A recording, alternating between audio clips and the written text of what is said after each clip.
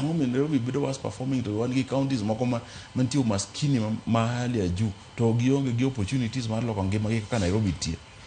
Waparo nitie kaka Nairobi nyalo de wahera ahinya ni Sakaja timo maber. En gima leta ahinya samoro kineno ka ji thagore Nairobi.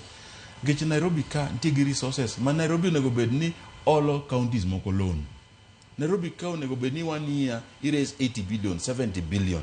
Me counties the budget ma wan go sani is just slightly above 40 billion.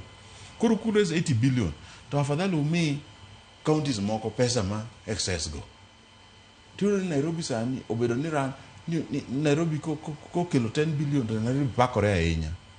Ningeni sani wa raise pesa ma ji jopiny liya.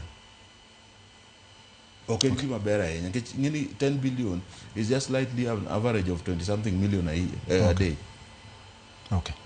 En gima leta ahinya ma aparo ni gi partnership mar bedo gi jopiny. Aparo ni onego bed ni lokore mondo governor ma Nairobi ti maber. Kapoko ng'ado bura ne governor, miya wach achiel minyalo kwayo governor. Wach achiel to miwacho ni mae gima paro ni kat kotim to lokruok nyalo bedo ka ok wathicho Sakaja kata ka ok wagolo speaker kata ka ok wago koko. To mae gima owinjo bed ni timo mondo Nairobi wuok amet. Governor wan go jok winjo wach. En kata mae chalo ni gone dial gita. Kata igone oroto. Gech wasekwaye ding. Kadi ni mani governor ngoma ni nyalo timo mondo mi Nairobi. Kadi an governor moko ngona kelo county secretary matiyo. Mang'eyo ni bedo accountable.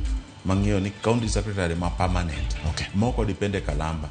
Then marariyo abedo accountable ni gimoro structures moro matimore kaka pesa mar itiyo go kuma piny nyaka kale assembly. Okay. Kale assembly to waketho ni jopiny.